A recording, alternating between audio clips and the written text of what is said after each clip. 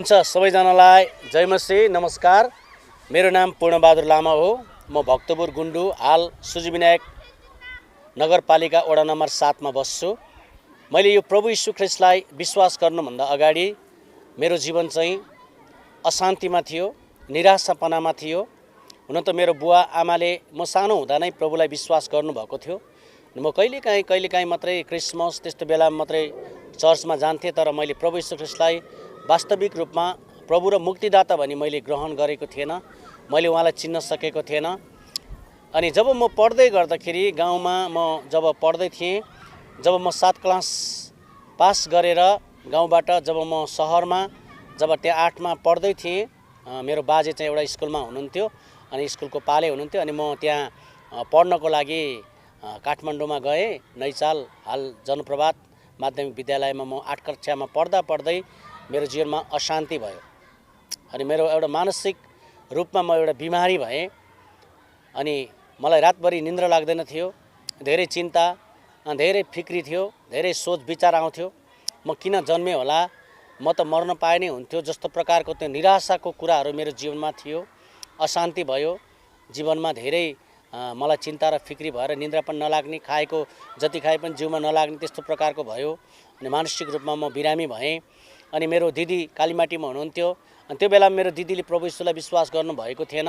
अनि दिदीले मलाई त्यहाँ गुरुमा कहाँ लाने, झाँक्री कहाँ लाने, विभिन्न राति बिहान उठेर खोलामा विभिन्न प्रकारले मलाई निको पार्नको लागि विभिन्न धूप अक्षता पनि गर्यो, तर म निको भएन, अशान्ति भयो। अनि पछि मलाई मानसिक हस्पिटलमा पनि लगेर कति मानसिक औषधि पनि खाएँ, र पनि मेरो जीवनमा त्यो रोगबाट बिमारबाट मैले छुटकारा पाएन। त्यसपछि जब एक दिन मेरो बुवाले मलाई मण्डलीमा लानुभयो, चर्चमा लानुभयो। अनि त्यहाँको पास्टर अगुवाहरूले मेरो लागि प्रार्थना गर्नुभयो। अनि प्रार्थना गरेपछि मेरो जीवनमा शान्ति आनन्द आउन थाल्यो। अनि मैले 2052 साल 2 महिना 24 गते प्रभु यीशु ख्रीष्टलाई आफ्नो प्रभु र मुक्तिदाता भनी मैले ग्रहण गरेँ। त्यसपछि मेरो जीवनमा शान्ति आयो, त्यसपछि मेरो जीवनमा आनन्द आयो। प्रभु यीशु ख्रीष्टलाई पाएपछि मेरो जीवनमा प्रभुलाई जब मैले ग्रहण गरेँ, त्यसपछि मेरो रोग बिमार पनि मैले चङ्गाई भयो, छुटकारा भयो, निन्द्रा लाग्दैन थियो अनि निन्द्रा लाग्यो, अशान्ति थियो जीवनमा शान्ति आयो। जीवनमा एकदमै अशान्तिमा म जिरहेको अवस्थामा प्रभुलाई ग्रहण गरेपछि चाहिँ मेरो जीवनमा शान्ति आयो, मेरो जीवनमा आनन्द आयो।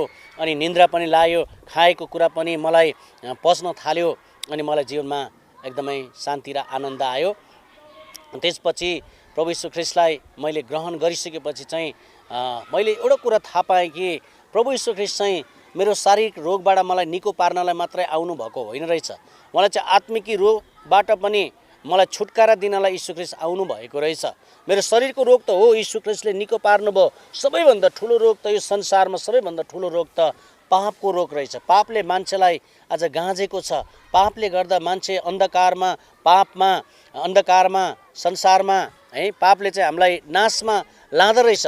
अनि यीशुमा विश्वास गरेपछि चाहिँ मुक्तिदाता उद्धारकर्ता चाहिँ यीशु ख्रीष्ट हुनुहुँदो रहेछ। मेरो पापबाट पनि मलाई बचाउने, पापको रोगबाट पनि मलाई छुटकारा गराउने यीशु हुनुहुँदो रहेछ भन्ने कुरा त्यसपछि मैले थाहा पाएँ।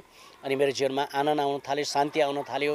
त्यसपछि म तालिमहरूमा गएर परमेश्वरको वचनहरू मैले सिक्न पाएँ, तालिमबाट धेरै कुरा सिक्न पाएँ। अनि मेरो बुवा आमाले चाहिँ एउटा यस्तो अठोट गर्नुभयो कि मेरो छोरा मरिसकेको थियो, अब बाँचेको छ, निको भएको छ, मेरो छोरा आज नयाँ जीवन पाएको छ, यसकारण मेरो छोरालाई चाहिँ प्रभुकै सेवाको निम्ति म दिनेछु, प्रभुकै सेवाको लागि पठाउने छु भन्ने उहाँले निर्णय गरेर म कतिचोटि सङ्गतिमा, घरेलु सङ्गतिमा जाँदाखेरि उहाँले खर्च दिदी, घरेलु सङ्गति जानलाई खर्च दिदी, मलाई सेवा सङ्गतिमै उहाँहरूले पठाउनुहुन्थ्यो। सेवा सङ्गतिमा जाँदा साँच्चै नै प्रभुको सेवा गर्ने, प्रभुको महिमा गर्ने, प्रभुको काम गर्ने परमेश्वरले त्यो हृदय दिनुभयो। अनि मैले त्यसपछि 2055 सालदेखि चाहिँ प्रभुको सेवामा म लाग्न पाएँ। अनि हाल चाहिँ इमानुएल मण्डली भक्तपुरमा एउटा सहपास्टरको रूपमा पूर्णकालीन प्रभुको सेवामा म छु। किनकि मलाई प्रभुले जीवन दिनुभयो।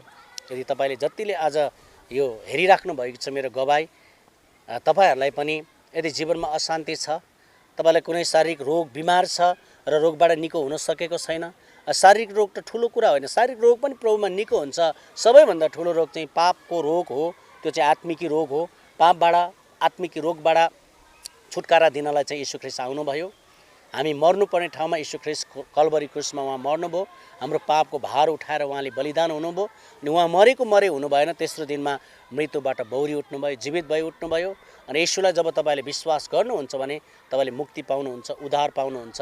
र यीशुलाई विश्वास गर्नु भनेको चाहिँ एउटा धर्म, कतिले एउटा धर्मको रूपमा लिन्छ, यो चाहिँ धर्म होइन, यो चाहिँ जीवन हो। यीशुमा जीवन छ। यीशुले भन्नुभयो बाटो सत्य र जीवन म नै हुँ, मद्वारा बाहेक अरू कोहीद्वारा पिता कहाँ स्वर्गमा जान सक्दैन, स्वर्ग जाने बाटो म नै हो, यीशु ख्रीष्टले भन्नुभयो। यसकारण यो धर्म होइन, यो चाहिँ बाटो हो, यो जीवन हो। जसरी आकाशमा उदाउने सूर्य के स्वदेश के विदेश सबैको लागि एउटै हो, सबैको लागि एउटै घाम परमप्रभु परमेश्वरले नै दिनुभएको हो। अनि यीशु ख्रीष्ट पनि सबै मानव जातिको लागि आउनु भएको।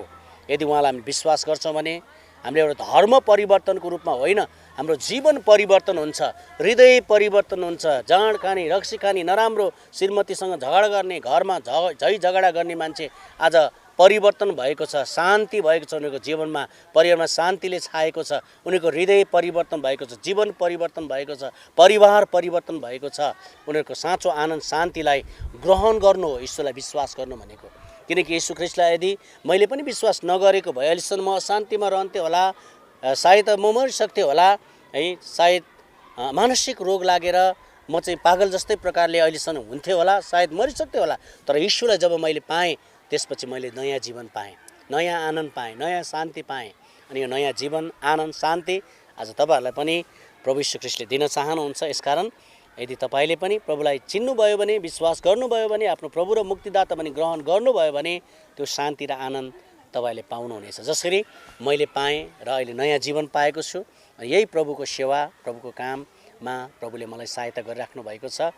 अनि प्रभुलाई धन्यवाद। यो गवाई तपाईँहरूले सुन्नुभयो अनि तपाईँहरूको जीवनमा पनि परमेश्वरले धेरै आशिष दिनुभएको होस् र उहाँको प्रेममा हजुरहरूले पनि डोर्याउनु भएको होस्। हुन्छ, हजुर सबैजनालाई जय मसीह, नमस्कार, धन्यवाद। मेरो छोटो गवाई सुन्नुभएको लागि तपाईँलाई धेरै धेरै धन्यवाद।